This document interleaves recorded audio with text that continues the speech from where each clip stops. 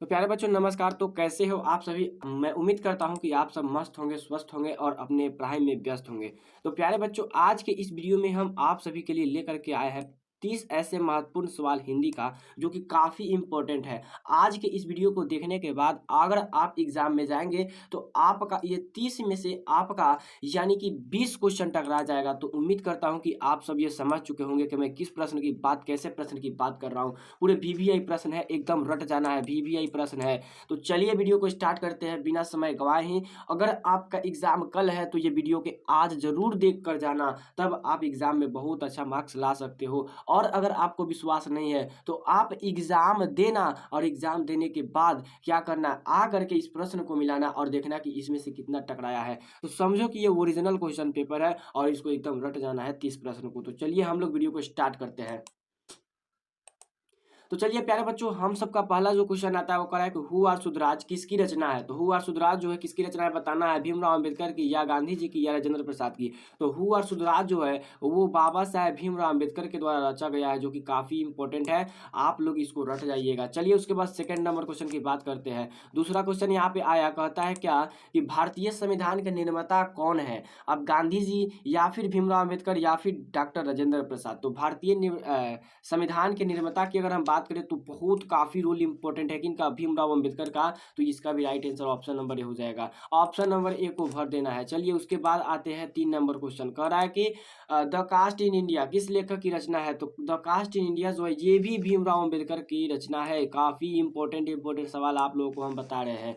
Video को शुरू से अंत तक देखना। चलिए उसके बाद देखते हैं 4 नंबर क्वेश्चन। कर रहा है कि बाबा साहेब भीमराव अंबेडकर का वागम्य कितने खंडों में प्रकाशित है। तो बाबा साहेब भीमराव अंबेडकर का जो वागम्य है वो 21 खंडों में प्रकाशित है, जो कि काफी इंपॉर्टेंट है। इस चैप्टर का सबसे इंपॉर्टेंट सवाल ये वाला है। चलिए उसके बाद देखते हैं 5 नंबर क्वेश्चन। करें मदन किसका बेटा था। बताइए फटाफट आप लोग, मदन किसका बेटा था। तो मदन जो था वो गिरधर लाल का बेटा था। और सेन साहब का बेटा की अगर बात करें तो कौन था, खोखा था। चलिए उसके बाद हम लोग देखते हैं अगला क्वेश्चन। कह रहा है कि फिर खोखा किसका बेटा था। तो खोखा जो था वो सेन साहब का बेटा था। ऑप्शन नंबर इसका बी राइट हो जाएगा।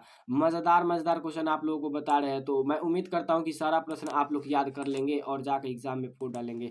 धमाल मचा देना है दोस्तों। चलिए उसके बाद 7 नंबर क्वेश्चन करा है कि नलिनी विलोचन शर्मा द्वारा लिखा गया पाठ है। नलिनी विलोचन शर्मा द्वारा कौन लिखा गया पाठ है। तो 20 के दांत जो है वो नलिनी विलोचन शर्मा द्वारा लिखा गया है, जो कि ऑप्शन नंबर ए है। और भारत से हम क्या सीखे, इसके लेखक कौन है। तो इसका लेखक जो है मैक्स मुलर है। दही वाली मंगम्मा के अगर लेखक की बात करें तो श्रीनिवास है। और इसके बाद चलिए अगला प्रश्न को हम लोग देखते हैं। 8 नंबर क्वेश्चन आ गया। यहाँ पे कहता है कि सेन साहब की आंखों का तारा कौन था। तो सेन साहब की आंखों का तारा जो था वो खोखा था। ऑप्शन नंबर 20 का राइट हो जाएगा। उसके बाद आइए देखते हैं 10 नंबर क्वेश्चन। 10 नंबर क्वेश्चन करा है कि मैक्स मुलर का जन्म किस नगर में हुआ था। तो मैक्स मुलर का जन्म जो हुआ था देसाऊ जर्मनी में हुआ था, जो कि काफी इंपॉर्टेंट है। और पटना में अगर भी पूछ दे कि पटना में किस का जन्म हुआ था, तो गुरु गोविंद सिंह जो कि सिख संप्रदाय के 10वें गुरु थे, इनका भी जन्म कहाँ हुआ था, पटना में हुआ था। उसके बाद आइए फिर कह रहा है क्वेश्चन हमारा कितना नंबर, 11 नंबर क्वेश्चन काफी इंपॉर्टेंट है।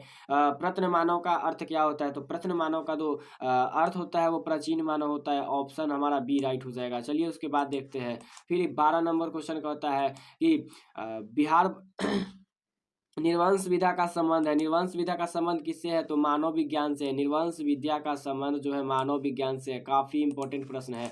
आइए उसके बाद देखते हैं 13 नंबर क्वेश्चन कह रहा है कि नाखून क्यों बढ़ते हैं क्या है। तो नाखून जो क्यों बढ़ता है यह हजारी प्रसाद द्विवेदी द्वारा लिखा गया है और यह एक ललित निबंध है, जो कि ऑप्शन नंबर हमारा ए सही हो जाएगा। चलिए उसके बाद देखते हैं अगला प्रश्न को। अगला प्रश्न यहाँ पे कह रहा है 14 नंबर क्वेश्चन, हजारी प्रसाद द्विवेदी निर्लज अपराधी किसे कहा। तो हजारी प्रसाद द्विवेदी नाखून क्यों बढ़ते हैं इसके लेखक है।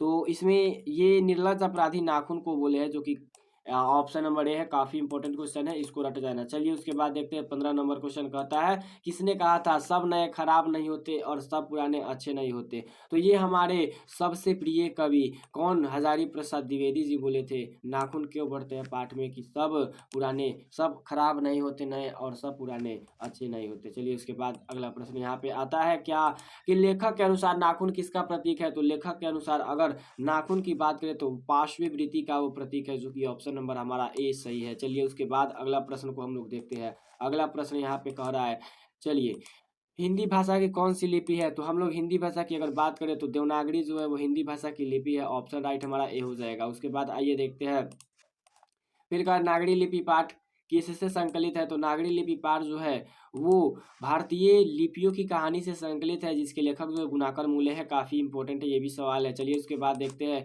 19 नंबर क्वेश्चन, बेतवा दान पत्र किस समय का है? सबसे काफ़ी इंपॉर्टेंट, बेतवा दान पत्र किस समय का है? तो ये 1020 समय का है, 1020 ईस्वी का है बेतवा दान पत्र, जो कि बहुत इंपॉर्टेंट है। उसके बाद आइए कहता है कि बहादुर शीर्षक पाठ में कितना रुपया चोरी हुआ था? जब बहादुर जब लेखक के घर गया था नौकरी करने, यानी नौकर बनकर, तो वहाँ पे जो उसके रिश्तेदार आए थे तो लेखक पर आरोप किए थे कि इन्होंने हमारा 11 रुपया चोरी कर लिया। तब वहाँ से मदन भी क्या, बहादुर भी क्या हो गया, भाग गया। चलिए उसके बाद देखते हैं, और बहादुर घर से भागा था, उसका कारण क्या था? तो भैंस को जब मारा था तो उसकी माँ भी उसको पीट दिया था। चलिए सरहपाद किसकी कृति है? सरहपाद की कृति जो हो जाएगा दोहा कोश हो जाएगा, ऑप्शन ए हमारा राइट हो जाएगा। उसके बाद आइए देखते हैं 22 नंबर क्वेश्चन कर रहा है कि मराठी, नेपाली भाषाएं लिखी जाती है। तो जितनी भी भाषाएं होती है, जैसे कि मराठी हो गया, नेपाली हो गया और हिंदी, ये सब की अगर भाषा की बात करें तो इसका देवनागरी लिपि में लिखा जाता है, जो कि काफ़ी इंपॉर्टेंट है। चलिए उसके बाद अगला प्रश्न को देखते हैं।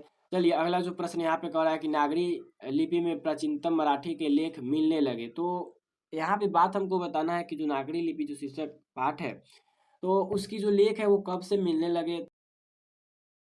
कि 24 नंबर क्वेश्चन में आ गया यहाँ पर, निर्मला कौन थी? तो निर्मला जो थी वो लेखक की पत्नी थी, जो कि काफ़ी इंपॉर्टेंट है। ऑप्शन ये हमारा राइट हो जाएगा। उसके बाद आइए देखते हैं अगला प्रश्न को। अगला प्रश्न कह रहा है कि बहादुर अपने घर से क्यों भागा था? अभी हमने आपको बताया है कि माँ ने उसको पीटा था, क्योंकि उसने भैंस को पीटा था। तो माँ के मार के कारण वो क्या हो गया, घर से बाहर भाग गया और नौकर बन गया। कहाँ पे? तो लेखक के घर में। चलिए उसके बाद अगला प्रश्न यहाँ पे, अगला प्रश्न आ गया, कहता क्या है, बहादुर का पूरा नाम क्या था? तो बहादुर का पूरा नाम जो था वो दिल बहादुर था। ऑप्शन राइट इसका ए हो जाएगा। उसके बाद आइए देखते हैं अगला प्रश्न को।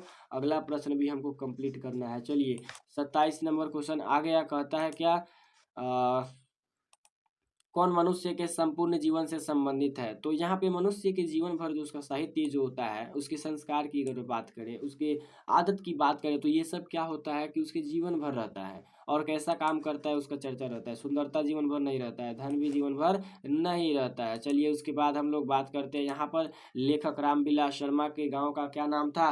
तो लेखक रामविलास शर्मा के गाँव का नाम उच्च गाँव सानी था, उच्च गाँव सानी था, जो कि ऑप्शन नंबर ए हो जाएगा। उसके बाद 28 से हो गया हमारा 29 नंबर क्वेश्चन।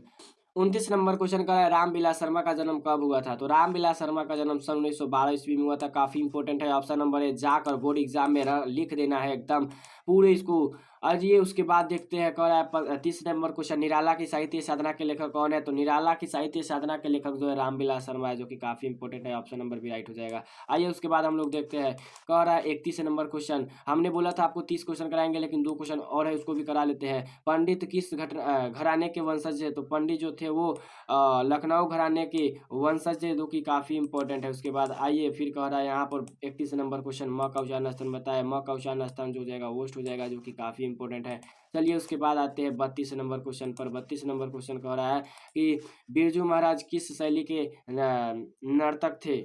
तो बिरजू महाराज जो थे वो कथक के नर्तक थे, जो कि काफ़ी इंपॉर्टेंट सवाल है। चलिए उसके बाद आते हैं, हमने आप लोगों को बताया है 32 प्रश्न, जो कि काफ़ी इंपॉर्टेंट था। तो अगर आपको वीडियो अच्छा लगा हो तो वीडियो को लाइक ज़रूर करना और अपने दोस्तों के पास शेयर भी करना। तो हिंदी जो है वो काफ़ी इंपॉर्टेंट स्कोरिंग वाला ये सब्जेक्ट है। अगर आप चाहेंगे तो हिंदी में 100 में 80 या 90 ला सकते हैं। अगर आप कमज़ोर छात्र हो तब, अगर आप तेज विद्यार्थी हो तो आप हिंदी में 100 में 100 ला सकते हो। तो चलिए वीडियो को यहीं पे एंड करते हैं, और मेरा अगर वीडियो आपको पसंद आया हो तो वीडियो को एक प्यारा सा लाइक कर देना और कमेंट में बताना कि आपको ये कैसा लगा। तो इसके लिए और मैं मेहनत करूँगा और आप सभी के लिए लेकर के आऊँगा मज़ेदार मज़ेदार ट्रिक। तो चलिए वीडियो को खत्म करते हैं। तो धन्यवाद हमारे साथ बने रहने के लिए। जय हिंद, जय भारत।